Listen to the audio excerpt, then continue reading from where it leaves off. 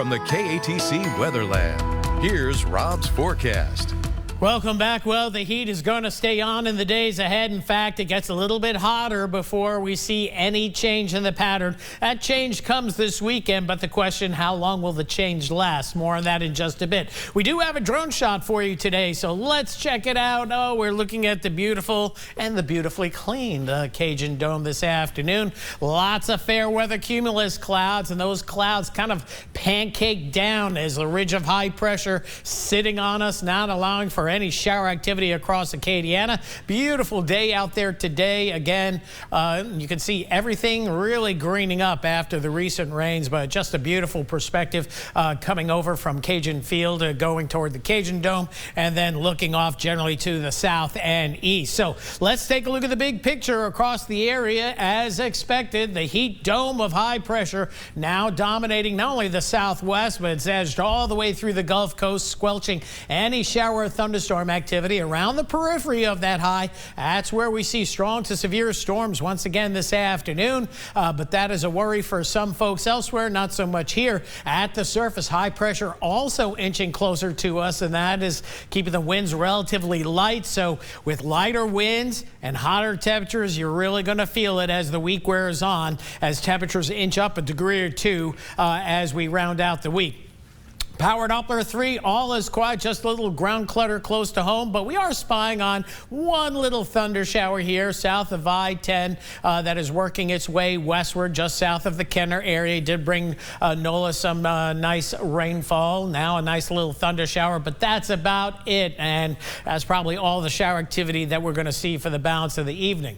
Moving into tomorrow, different day, same story. Heat advisories in effect for all of Acadiana. That goes to an excessive heat warning across southeast Texas and much of central Texas, the desert southwest as well, and air quality alerts continue for the east coast from Canadian smoke, and more Canadian smoke impacting portions of Minnesota as well, not impacting our area. So here we go as we take a look at the infrared satellite imagery. You can see those strong storms erupting, impacting areas such as Memphis into Tennessee and Kentucky as well. Quiet across the Gulf of Mexico and the Caribbean, a little bit busier in the intertropical convergence zone and the tropical East Pacific, but nothing big pending here. And Tropical Storm Don still holding on, still undergoing shear. You can see the center of circulation here. Not much convection going on, but the Hurricane Center maintains this as a tropical storm for several days as it loops in the North Atlantic, eventually heading off to the north. Now, we do have a good-looking tropical wave that's coming off the African coastline, and our models track that and the one that follows. So here's Don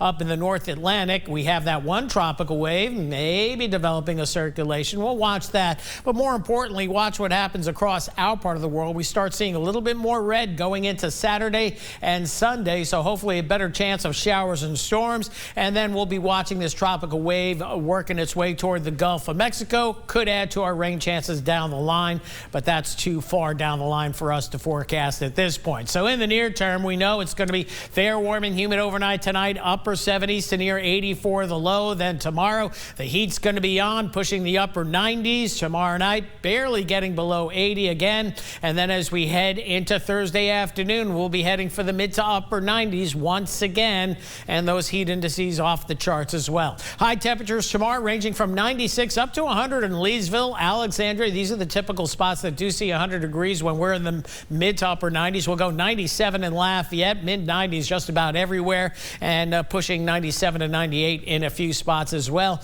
And once again, that heat index up there at 107 to 110, 112. Thus, the heat advisories will continue. And again, prime time for heating, and these are the Lafayette numbers here. Look at that heat index over 100 as of 9 a.m., and it stays over 100 until about 7:30, 7:45 tomorrow evening. And again, these danger colors right here, this is when you don't want to be outdoors doing any kind of work. It's going to be awfully rough out there. So overnight tonight, another sultry night ahead with fair skies across the region. 78 the overnight low, very light southwest winds, and the heat stays on high for tomorrow with those heat indices up there. We'll go 96 to 97 for the high. Very light southwest winds. And as we move into the 10-day forecast, we'll notice rain chances coming in late Saturday. We're thinking Saturday afternoon to evening. Here's a quick look at the Euro showing a little bit of a disturbance working its way southward, so that gives us storms by Saturday evening. Lingering moisture could hold our temperatures down going into Sunday.